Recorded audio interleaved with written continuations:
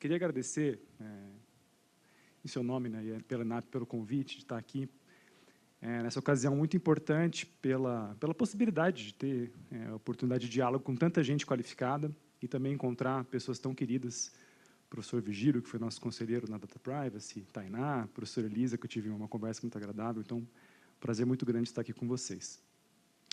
Eu quero dizer que a Data Privacy, para contextualizar de onde eu falo como diretor dessa organização, é uma organização que está combinando um vetor de ensino, um outro de pesquisa e uma incidência, por meio de eventos. Recentemente, estivemos em Brasília, num evento que nós organizamos com a DataPrev, sobre infraestruturas públicas digitais, então esse tema da IPD aparece muito no nosso trabalho.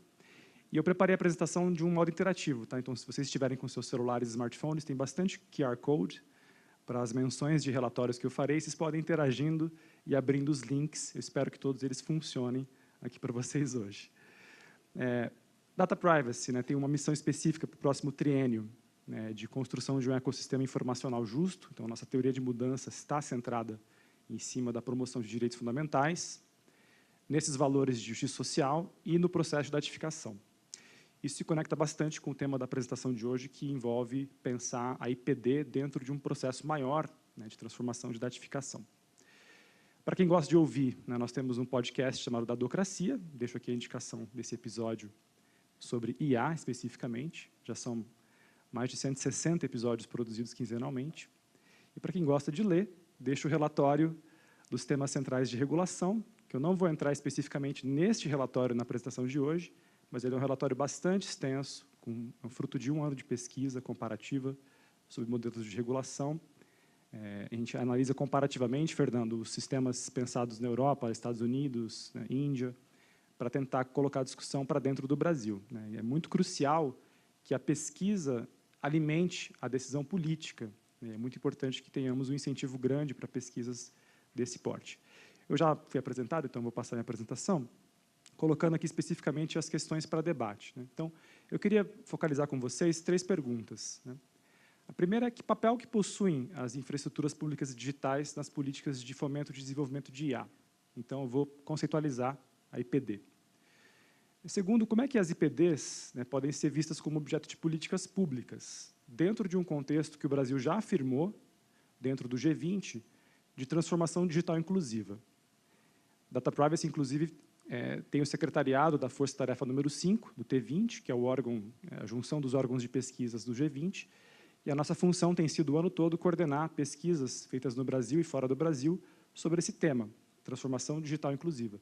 E isso é uma escolha política importante, porque dá um norte específico, conceitual, para onde nós queremos chegar. E o terceiro é essa interconexão com as políticas de governança de dados, IPDs e as políticas nacionais. Eu não vou entrar especificamente em infraestrutura nacional de dados, eu vou levantar a bola para o Renan cortar, mas existe a intersecção colocada aqui. Bom, todos nós temos uma noção do que é infraestrutura. Se nós entrarmos aqui nessa sala, a gente vai falar, nossa, que bela infraestrutura, tem uma luz funcionando, slides, arquitetura, etc. Do ponto de vista conceitual, nas ciências sociais, as infraestruturas são os sistemas e recursos que são essenciais, são compartilhados e são utilizados para vários atores. Vou usar a definição do Frischman, que é muito útil, porque ela apresenta uma noção clara, inclusive com características econômicas fundamentais. Então, infraestruturas devem ser multifuncionais, por exemplo, a internet é uma infraestrutura pública multifuncional. Elas devem ser de uso compartilhado e não rival, do ponto de vista de teoria econômica. Eu não impeço que um outro utilize, não há rivalidade constituída. E deve produzir externalidades positivas. A gente vê isso, inclusive, os grandes projetos pensados no Brasil hoje, com o PIX e outros, de IPDs, que buscam essas externalidades positivas do ponto de vista de transformação comunitária, de vários efeitos secundários que advêm daquela implementação de infraestrutura. E o ponto importante é que a teoria econômica clássica de sistemas de preço e eficiência econômica não dão conta de explicar o que é a infraestrutura, porque o objetivo dela é a produção de valor social. Então, é preciso uma teoria econômica específica para pensar IPD. Eu vou entrar aqui num ponto que é relacionado à teoria da professora Mariana Mazzucato, que é justamente a construção de uma teoria econômica do valor social, que é fundamental para a gente pensar o que é infraestrutura. O Ethan Zuckerman, que é um outro autor importante para nós, professor dos Estados Unidos, diz que as infraestruturas são basicamente coisas que nós construímos para que possuímos construir outras coisas.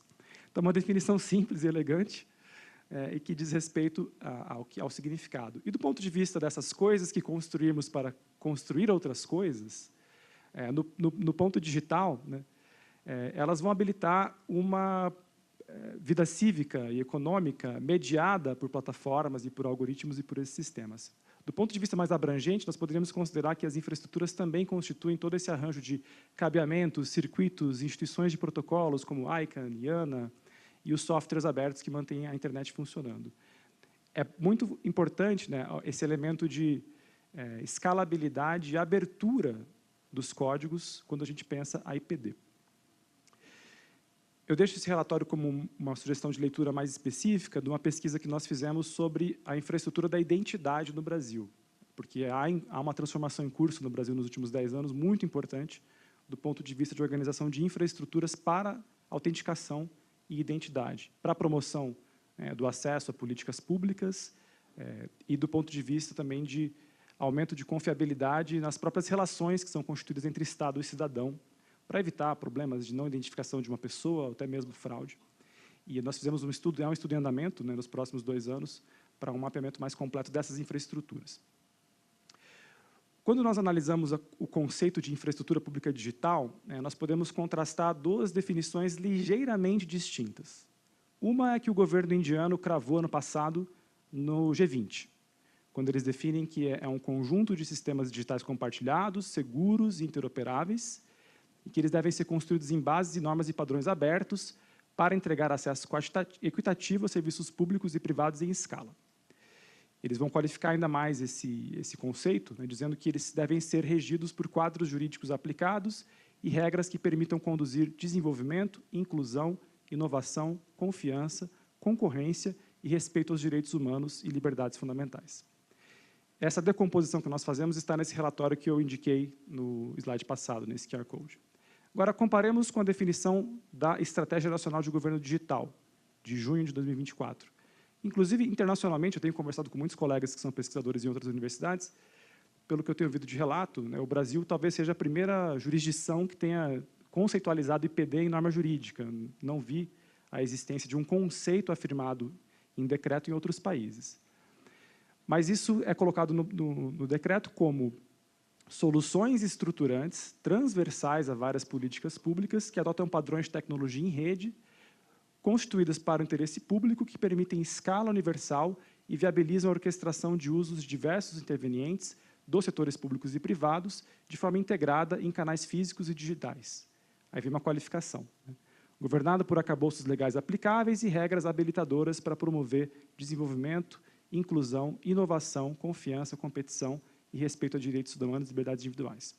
Então, há uma semelhança grande do ponto de vista dessa qualificação final com o documento do G20, há uma semelhança também do ponto de vista de serviços públicos e privados, e ligeiras diferenças de definição. Um ponto que eu coloco para debate hoje é que nenhuma das 2 definições apresenta uma ideia clara do que é valor público, e é um elemento que eu vou trazer aqui. Afinal, o que é o valor público ou public good das IPDs? Esse é um ponto bem interessante de discussão. Nós temos entendido que a IPD, né, elas são soluções que precisam ser abertas a várias interações por pessoas e organizações, aquelas que não poderiam ser qualificadas como uma infraestrutura pública digital, baseadas em tecnologia escalável, aberta, interoperável, com a possibilidade de que outros agentes possam se somar a ela. E a questão que nós podemos debater aqui é, nos vários exemplos que nós temos, né, por exemplo, o sistema SEI, que é muito utilizado, nós entendemos como uma IPD. Né, ou o PIX, que é conhecido mundialmente, está nos relatórios internacionais. São exemplos de IPDs onde nós precisamos de uma explicitação do valor público. Nós não podemos simplesmente deixar implícito que existe um valor público. Né. Um trabalho grande e comunitário, até conectando com o que a professora Elisa disse, né, existem formas de envolver a comunidade para identificar o valor público, porque essa comunidade percebe o valor público. Você conversa com qualquer pessoa no Brasil hoje, a pessoa vai ter uma forma de verbalização do valor público que o PIX tem, ou o GovBR. Né? Então, é possível combinar essas técnicas ou estratégias para nós avançarmos numa melhor qualificação do valor público. Até para evitar que não haja um certo domínio ou a tentativa de que outros projetos tentem se qualificar como IPD e que não sejam verdadeiramente uma IPD.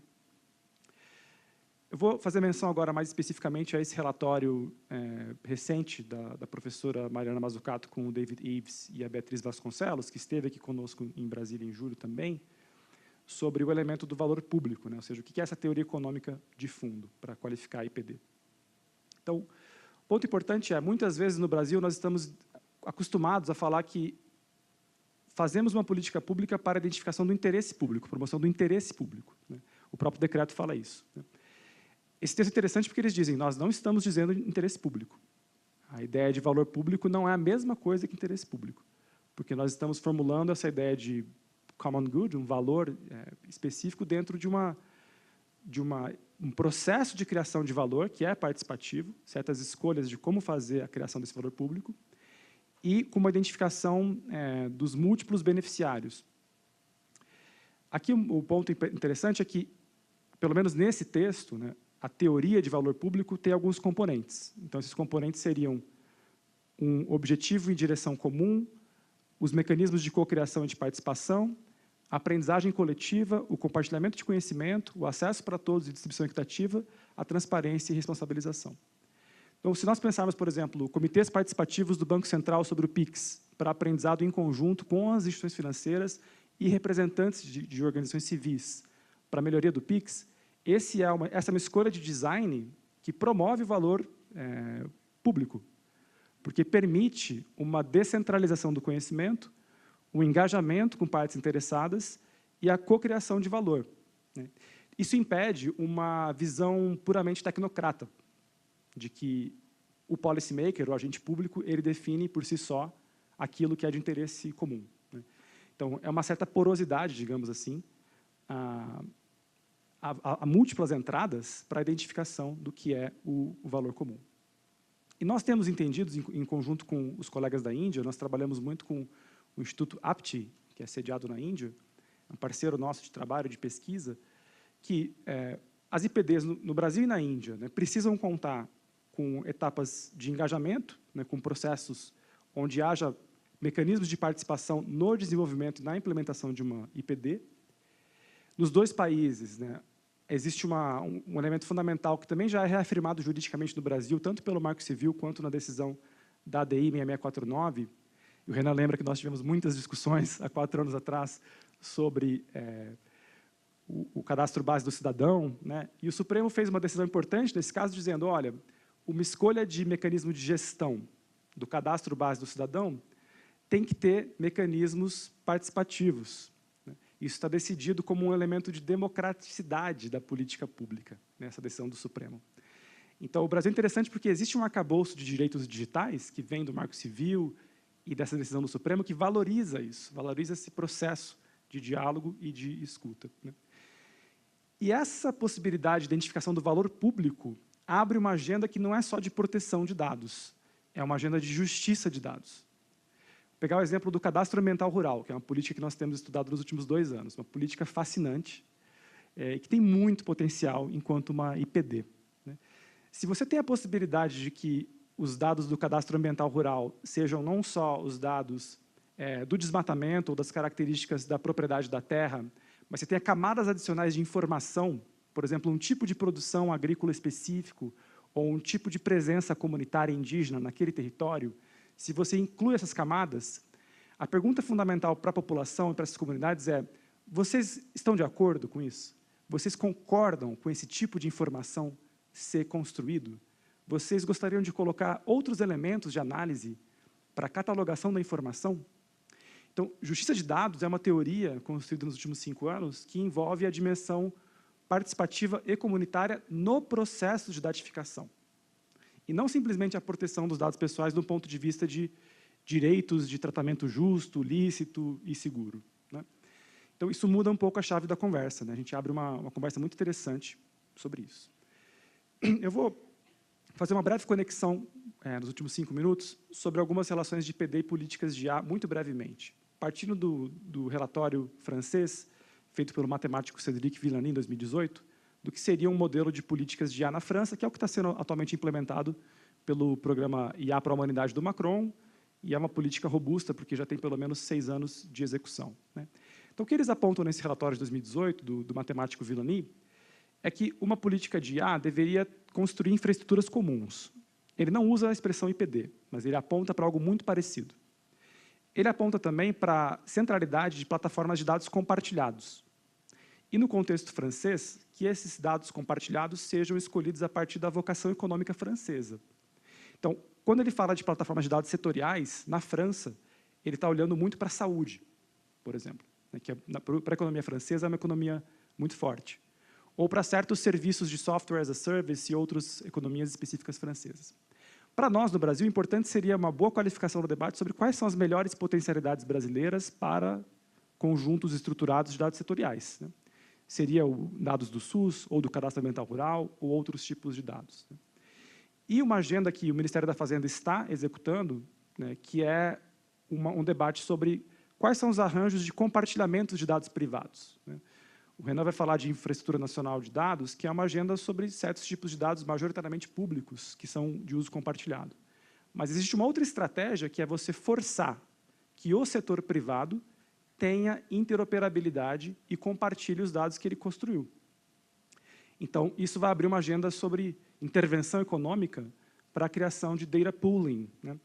E isso vai criar uma agenda muito interessante sobre processos de anonimização ou de cuidados com privacidade que vão habilitar a abertura dos dados, aquilo que eu e o professor Ricardo Abramovay chamamos de dados pessoais abertos, né, com uma motivação econômica.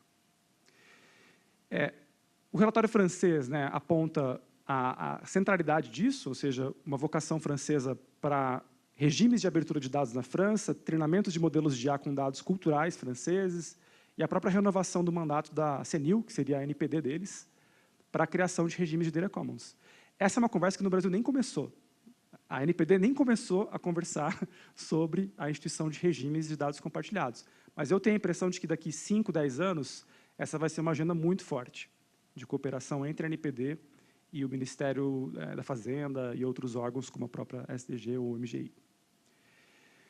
Então, é importante pensar que, do ponto de vista do Brasil, se a gente pensa toda essa agenda construída, nós estamos engatinhando, tateando algumas noções, e há um trabalho muito grande a se fazer do ponto de vista de política de IA, né?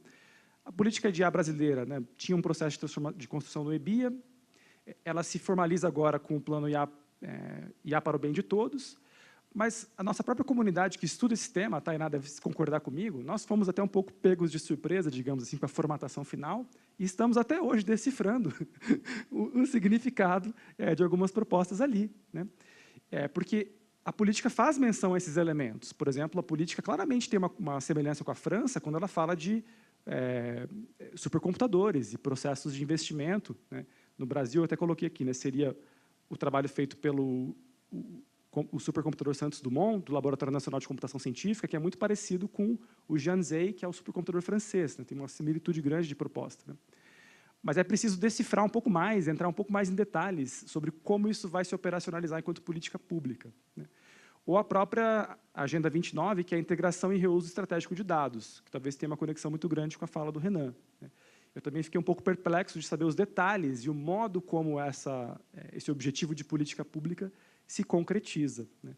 E ele vai ter uma conexão muito grande com as IPDs, porque as IPDs vão fomentar certos tipos de escolhas de dados que precisam ter essa característica de reuso, né, de interoperabilidade, né? Então, é preciso explicitar isso mesmo, né, colocar isso fortemente, né? Então, do ponto de vista de comparação, né, nós temos, enquanto na França há um grande processo de continuidade, permanência, incrementação de políticas públicas, aqui elas são muito recentes, talvez não tão bem articuladas com políticas pregressas, um trabalho maior de articulação das políticas, né? E há distinções agudas, eu acho, do ponto de vista de quais são os setores estratégicos. A conversa brasileira acho que ainda está se encaminhando para a identificação das nossas vocações. Seria uma economia verde, no qual o investimento vai ser mais pesado em cadastro ambiental rural ou IPDs ambientais? Ou seria uma economia de serviços financeiros, fomentando as fintechs e colocando o Banco Central como agente principal de articulação, né? Ou seriam outros mercados derivados que podem surgir a partir do fomento de política pública, né? Então, eu encerro aqui com essas provocações sobre qual é a busca da nossa vocação né, para a política pública. Acho que nós estamos começando, tateando, e há um longo caminho para aprofundar esses elementos. Obrigado.